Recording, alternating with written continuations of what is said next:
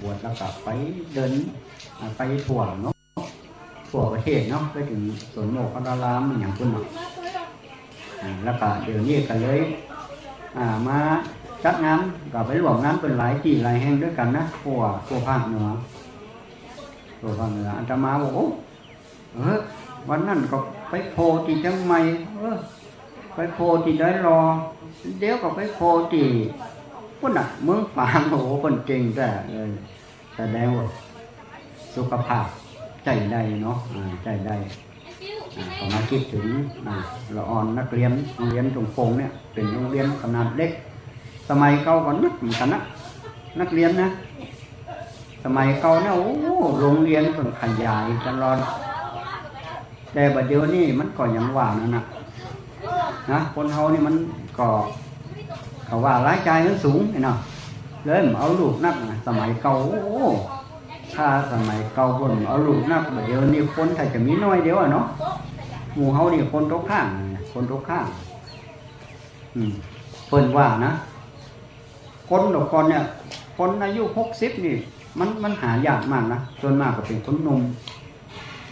ยังเราฟังเมื่อกี้นี่ว่าดอกกอนนี่ตุลุงใครเมียดอกกอนโคตรขนาดกว่าเป็นตุลุงนะว่าเป็นตุลุงนี่มันรู้เฉยขนาดนะโอ้ยอย่างสมัยเก่าก็เหมือนกันนะที่เป็นพระครูนี่หายากดอกกอนนี่การแต่งตั้งพระครูนี่เป็นมีแค่เจ้าคณะอำเภอหรือว่ารองเจ้าคณะอำเภอเดี๋ยวนี้ก็มีหมดอ่ะเป็นเจ้าอาวาสเป็นเจ้าคณะตำบลอย่างก็เป็นพระครูแต่บางทีก็จำชื่อคนบอกได้กันก็ห้องคนง่ายๆกันเนาะห้องกันง่ายๆไปนะส่วนมากเจ้าบ้านเขาบอกใครรู้จักชื่อเป็นพระครูยอดนะบางผู้บางคนห้องมาจังนะถ้าเขาห้องมาจังเขาต้องไม่ห้องว่าจุลุงเนี่ยมันเสียหายจุลุงก็ได้ห้องอย่างอาจารย์ก็ได้หรือว่าห้องเนี่ยมันเสียหายอย่างแต่ถ้าห้องต่ำยศเป็นห้องถูกด้วยเนอะสมมติว่าหลวงพ่อเป็นเจ้าคุณเนี่ยเนาะเป็นเจ้าคุณเขาไปห้องท่านพระครูมาไม่ได้ไปได้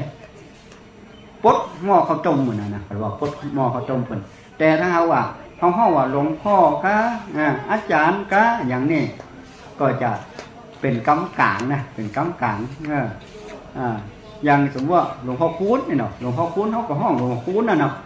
หลวงพ่อคูณบริสุทธิ์โธแต่ว่าจื่อแจ้คนยังได้หัวอย่างท่านครูบาศรีวิชัยเนาะ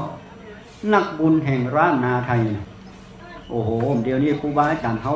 หลายรูปหลายตนนี่ที่ได้เจริญร้อยตามเนาะท่านครูบาศรีวิชัยเนี่ยเปิ่นอยู่อำเภอลี่จังหวัดลำพูนที่บ้านปางนะจริงวัดเปิ่นก็บอกใจว่าเจริญอย่างเจ้าใดแต่เปิ่นไปสร้างที่อื่นเนี่ยโอ้โหญาติโยมทั้งหลายดูเด้องานใหญ่ทั้งนั้นเลยยังสังเกตว่าตอนนั้นเปิ่นอายุแค่40 ปีอย่างเนี้ยประมาณ2467อย่างเนี้ยนะเปิ่นก็มาเกิดวิหารวัดพระแก้วดอนเตาที่เป็นวัดอารามหลวงของจังหวัดลำปางเนี่ยใหญ่โตมากแต่สังเกตว่าถ้าเป็นวิหารของภาคเหนือเขาเนี่ยเปิ้นจะบะแปลงสูงเท่าใดเพราะว่าจะได้ถ้าวิหารของภาคกลางมันจะได้สูงเพราะว่ามันน้ำท่วมดอกถ้ามันแปลงต่ำจะได้นะแปลงต่ำแต่ว่าวิหารของภาคเหนือเขาตามตำราของท่านครูบาศรีวิชัยที่สืบกันมาเนี่ยเปิ้นจะแปลงสูงเนาะยกตัวอย่างที่วัดในกระจานนี่เหมือนกันเนาะนั่นก็เป็นแบบแปลนของครูบาศรีวิชัยเนาะแล้วก่อนนี่ครูบาดวงนี่ก็เป็นครูบาศรีวิชัยบวชเมื่อนะครูบาดวงของวัดในกระจานนี่คืออาตมาฝากเคยเป็นเจ้าวาดที่หั่นนะ7 ปีตั้งแต่เป็นขยงเป็นเน้นเป็นขยงปีหนึ่งเป็นเน้นเก้าเป็นทุกเจ้าเก้าเดี๋ยวนี้เป๊กขั้นนี่ก็พรรษาที่28นะโอ้28หรอกก็ถือว่าพรรษาก็นับอายุก็นับตัวนะอายุก็นับตัวได้ถึง2 อย่างได้ถึง2 อย่างข้าพเจ้านี่บวชตั้งแต่น้อยมานะบวช เป็กไม้นะอายุ45นี่แสดงว่าพรรษาน้อยกว่าอาตมา แสดงว่ามี25พรรษาแค่นั้นเองนะ25พรรษาเท่านั้นเองเนี่ยสังคมของภาคเหนือของเขาเนี่ยบัดเดี๋ยวนี้มันก็ใครมีละที่ว่าจะบวชตั้งแต่น้อยแล้วก่อนเนี่ยโอ้ใครยมคนใดมีลูกเป็น3เป็น4เป็น5ลูกคนที่1นี่เรียนหนังสือดีต้องไปเรียนหนังสือแล้วถ้าลูกไอ้นี่มันลึกลงไปว่ะเอาเฮือไปอยู่วัดเพื่อที่เจ้าสั่งสอนเพื่อที่เจ้าสั่งสอนอย่างอีกก็มีนะแต่ก็เป็นยังครูบาอาจารย์สมัยก่อนเป็นเงียบพอสมควรเนอะเปิดมีการเอาไม้แซ่เอาไม้ยังไผลึกไผเรียบบ่ได้ท่องสวดบ่ได้อย่างบ่ได้เพิ่นก็จะไม่แซ่นะหรือว่าอาจจะทำโทษเกี่ยวกับเอาหญ้าของหยังท่องนี่แล้วบัดเดียวนี้มันมีกฎหมายว่าโอ้ตัวเจ้าไปตีหาว่าผิดกฎหมายเป็นเรื่องเป็นราวเนี่ยเป็นเรื่องเป็นราวกันสมัยเก่าเนี่ยโอ้เพิ่นสมมุติว่าตัวเจ้าตีปุ๊บไปฟ้องพ่อแม่ถ้ามาเอาตัวเองล่ะพ่อแม่บอกโอ้ได้น่ะตัวเก่าลึกน่ะเดี๋ยวตัวเจ้าเป็นหน้ากับเป็นสั่งสอนนั่นแสดงว่าสมัยเก่านะหันก็ถ้าว่ามาจากวัดจากวานี่นะโอ้ได้เป็นครูได้เป็นตำรวจได้เป็นทหารโอ้โหยิ่งวัดที่มีสำนักเรียนนี่นะสำนักเรียนมีการศึกษาหลวงพ่อพระธรรมราชานุวัตรเนาะจะกล่าวถึงพระธรรมราชานุวัตรที่เป็นเจ้าคณะภาค6เนาะเปิ่นก็เป็นคนบ้านสมเด็จเนาะอำเภอยังเป้าจังหวัดเชียงรายเปิ่นได้กล่าวไว้ตอนหนึ่งว่าคนเฮาเนี่ยยังละอ่อนเฮาก็ดีนะเรียกว่าอ่อนเฮาอยู่บ้านแพะบ้านป่าแต่ว่าอุตสาห์เรียนหนังสือดังหาจนปอกด้วยความพยายามเรียนหนังสือสูงขึ้นในที่สุดก็มีตำแหน่งหน้าที่การงานที่ดีเป็นที่ยกย่องของห้างร้านบริษัทอย่างราชการต่างๆแต่ก่อนก็อยู่บ้านนอกเหมือนกับดอกไม้ในป่าคนว่านะเหมือนดอกไม้ในป่าไผ่บ่ฮู้จักแต่ว่าดอกไม้ในป่านั้นถ้ามาอยู่ในแจกันของธนาคารหรือว่าอย่างคนก็เลยเริ่มเชยชมว่านี่ดอกไม้อย่างมันงามแต่ว่านี่นะนี่แหละเหมือนกับเอ็กซ์ละออนเฮาเนี่ยบางครั้งบางคราวอาจจะเฮียนที่วันตรงๆเนาะเขาก็บอกว่าในอนาคตของเขาเนี่ยเขาจะไปได้เป็นอะไรอย่างเขาบ่สามารถจะรู้อนาคตได้เขาอาจจะเรียนหนังสือดีแล้วก็ได้เป็นด็อกเตอร์ได้ทำงานยังอาจจะเป็นรัฐมนตรีหรือเป็นนายกรัฐมนตรีก็ได้อันนั้นมันแน่มันนอนแต่สิ่งที่สำคัญที่สุดก็คือการศึกษานี่เหมือนสิ่งที่นำพาไปจากคนธรรมดา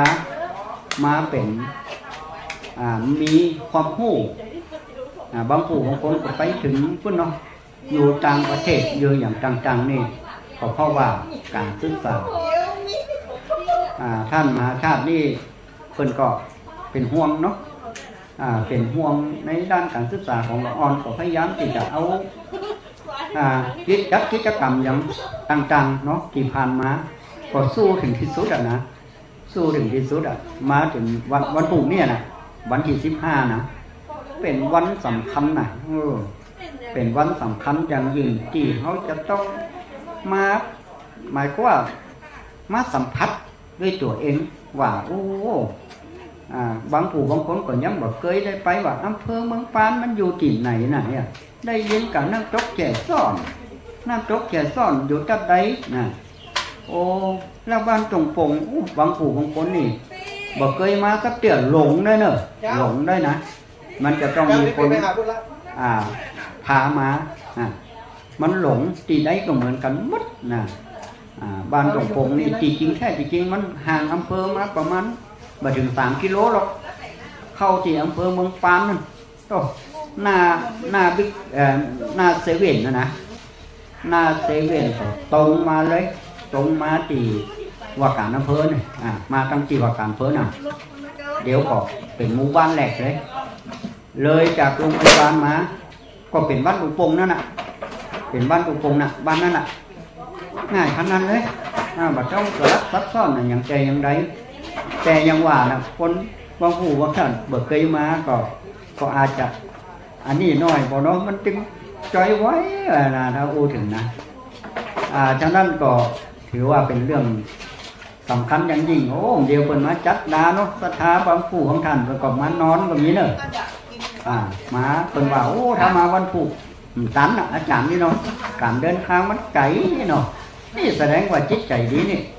จิตใจดีมาได้บุญแห่งต่อเนี่ยมาจัดดาอย่างต่างๆครูบาอาจารย์เพิ่นก็มาเป็นฝ่ายที่แนะนำศรัทธาญาติโยมแต่ว่านี่ก็มีพระคุณเจ้าหลายรูปด้วยกันโดยหลวงพ่อปฏิภาณธรรมจินนี่วัดดอยจอมพอนี่ก็เพิ่นก็เป็นพระที่เป็นอาจารย์ของอาตมาก็แล้วกันเนาะตอนนั้นก็ไปเรียนนับบาลีที่ท่านดอยจอมพอถ้ามหาใครจะได้เป็นมหาเหมือนท่านมหาสมชาตินะครับเนาะได้เป็นกันมหามีได้ยังมหามีหลวงพ่อท่านพระครู